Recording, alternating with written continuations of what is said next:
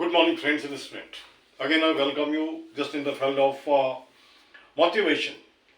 I do think it out that in most of the cases, person actually just get one thing. What is it here?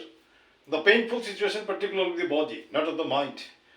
Maybe because of that reason, certain person seeks certain thing, particularly away from the life that is really supposed to be in general. Let me quote here two of the example in the sense. Just I will just speak partly Hindi and partly English, maybe because the person majority of the audience could actually understand it here. चलिए कुछ देर के लिए मैं एक छोटा सा चुटकुला को लेके आता हूँ। एक परिवार है, बंगाल का है। रात में सोता है, आराम से सोता है। सोने के बाद ऐसा होता है कि अचानक खटखट होती है। खटखट होने के बाद लगता है कि कोई आया है घर में, और रात के अंधेरे में अगर कोई आता है दरवाजे के बंद में, निश्चित है चोर होगा, है ना। घर का जो मुखिया है, पिता है, वह जाता है, उसको देखता है। देखने के बाद चोर से भिड़ंत होती है। चोर ने उसे एक थप्पड़ मार दिया। इसी बीच परिवार के सारे लोग इकट्ठे हो जाते हैं, बेटा, बेटी और पत्नी। चोर ने उसे थप्पड़ मारा, सब लोगों से देख लिया।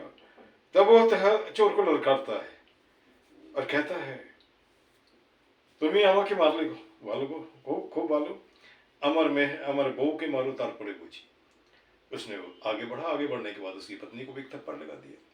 फिर वो बोलता है कि अम्मा के मार ले, अमर बहू के मार ले, अमर मैं के मारो तार पड़े बची। उसने उसकी बेटी को भी एक थप्पड़ लगा दिया। उसके बाद फिर बोलता है, अम्मा के मार ले, अमर मैं के मार ले, अमर बहू के मार ले, अमर छल के मारो तार पड़े बची। उसने उसको भी थप्पड़ लगा दिया। इस बीच नतीजा यह होता है, सारे के सारे स्तब्ध, सारे के सारे चुप रह करके यह सिचुएशन देखता रहता है।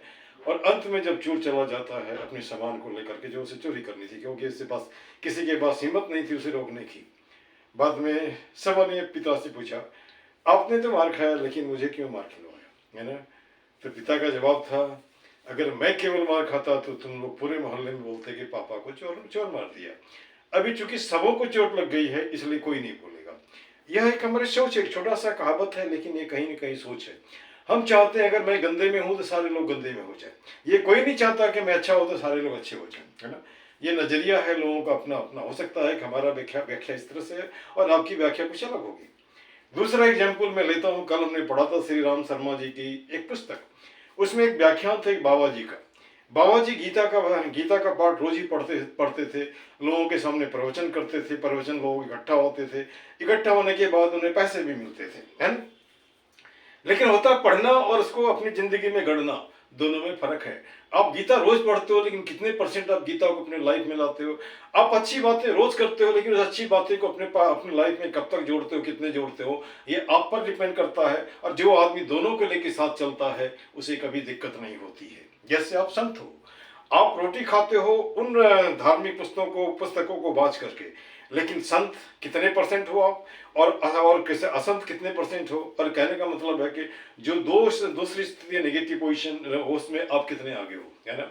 तो वहां पे क्या होता है, एक दिन वह संत गीता का पाठ करते करते दान दक्षिणा होता रहा और बहुत पैसे हो गए। पैसे होने के बाद वो अमीर हो गया। अमीर होने के बाद जब लोग अमीर हो जाते हैं तो ढेर सारे लोगों के नज़र उस पर पड़ने लगते हैं। वह नहीं देखता है कि वो धार्मिक व्यक्ति है या धार्मिक व्यक्ति है। वह नहीं देखता है कि वो आम व्यक्ति है या खास व्यक्ति है। अगर आपकी सत्ता है, ताकत है, इधर उधर है, तो आप तो प्रोटेक्टेड होते हो, लेकिन आम आदमी प्रोटेक्टेड नहीं होता है। इसी बीच डाकू उसके घर में हमला करता है। हमला करने के बाद उसका पैसा तो लुटता ही नहीं है, उसके युवा बेटी के साथ बलात्कार करता, उसके पत्नी के साथ बलात्कार करता। लेकिन वह बाबा महाराज जो रोज गीता पढ़ते थे, वो उन्होंने अपने आप को किसी चौकी के नीचे छिपा लिया। वह सब कुछ देख रहा है, लेकिन बाहर नहीं निकल रहा है। जानते हैं क्यों? उसके पीछे एक ही रीजन, एक कल्पना। क्या कल्पना?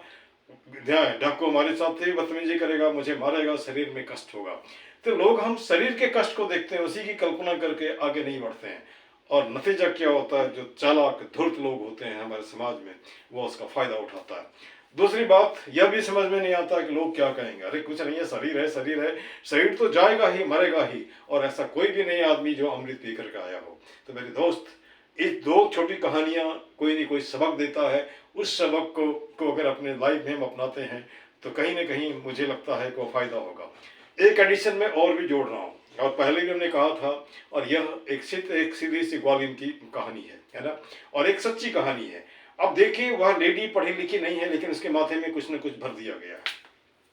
वैसे मैं छुट्टी में घर आया था। घर आने के बाद वह लेडी का नाम मैं नहीं बताना चाह रहा हूँ, तो जब हमने उससे पूछा कि अपने ये अंगिका भाषा में ककरा वोट दिल हो, जानते हैं क्या बोलती है? फलना नेता के नौकर को। ठीक है ना?